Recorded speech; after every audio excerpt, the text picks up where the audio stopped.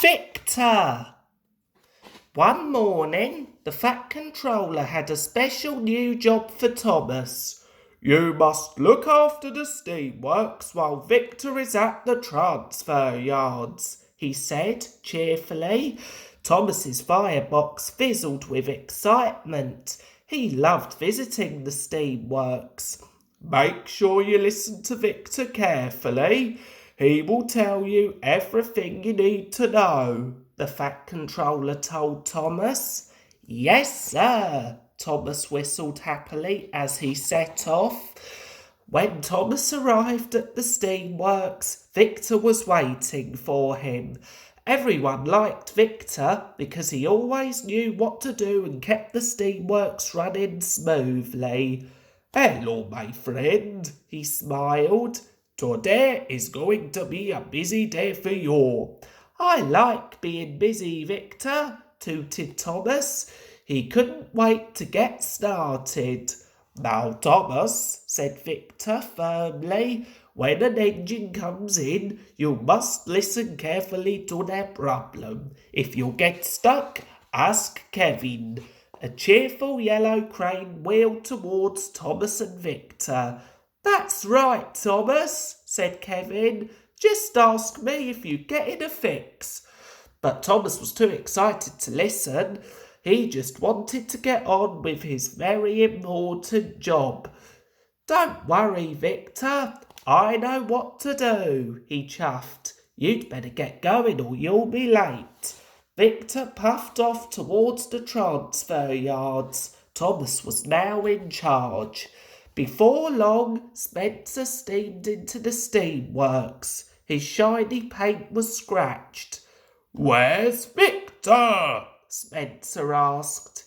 He's away today. I'm in charge, Thomas replied. I'll check you from whistle to wheels. Kevin was worried. Thomas, Spencer only needs a new coat of paint, he said. But Thomas wasn't listening to Kevin. After all, he was in charge. Put Spencer up on the hoist, Kevin, he said bossily before puffing away.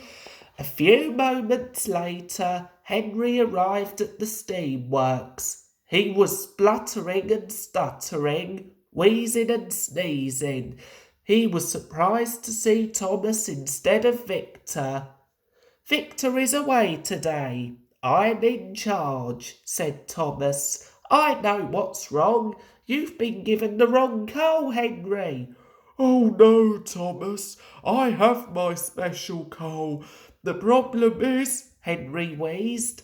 But Thomas wasn't listening. After all, he was in charge. He asked Kevin to fetch Henry's coal. Next, James puffed into the steamworks. His funnel was blocked with straw and twigs. Where's Victor? He puffed slowly. He's away today. I'm in charge, said Thomas.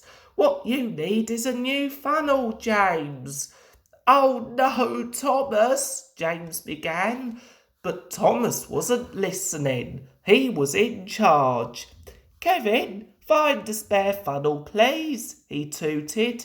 Thomas looked around the busy steamworks and felt very proud indeed. Poor Kevin wheeled his way, and that with worry. He wanted to help, but Thomas had given the little crane too many jobs to do. Then there was trouble. As Kevin reversed with Henry's coal, he bumped the control panel and sent Spencer shuddering into the air. Heaving hooks! Kevin cried. He dropped the coal in surprise and black dust flew everywhere. The engines couldn't see a thing. Henry biffed into James and James blew the biggest puff of steam he had ever blown. Soon the gleaming steamworks was covered in soot, twigs and straw. Thomas heard a voice through the dark clouds of dust. Sizzling sawdust! What has happened to my beautiful steamworks? Said the voice. It was Victor. He had arrived back early from the transfer yards. Thomas looked at Victor, then at the mess and muddle around them. I'm sorry, Victor. This is all my fault, Thomas said. I didn't listen to Kevin and I didn't listen to my friends. I was too excited. Now look at the mess I've made, he puffed sadly. Thomas was very sorry. I think, my friend, you are right, Victor huffed. But if you listen carefully to us now, we can clean the steamworks together. This time, Thomas did just as his friends told him. First, they took Spencer down from the hoist. I don't need checking from whistle to wills, Thomas. I just need some new paint for my scratches and scuffs, he said. Yes, Spencer, smiled Thomas. Soon, with a little help from Victor, Spencer's silver paint was sparkling again. Next, Victor and Thomas talked to Henry. I have my special coal, he told them, but my firebox is making me wheeze and sneeze. Now that he knew what the real problem was, Thomas knew just what to do. Don't worry, Henry, Thomas whistled. Your firebox needs a clean, that's all. Thomas was right. After Victor and Thomas had helped clean Henry's firebox, Henry felt as good as new. Last of all, Thomas and Victor went to help James. I don't need a new funnel, James said. I just need my old funnel cleaned and polished. And before long, James was shining from fender to footplate. Now all of the engines were ready to be really useful and the steamworks was clean again.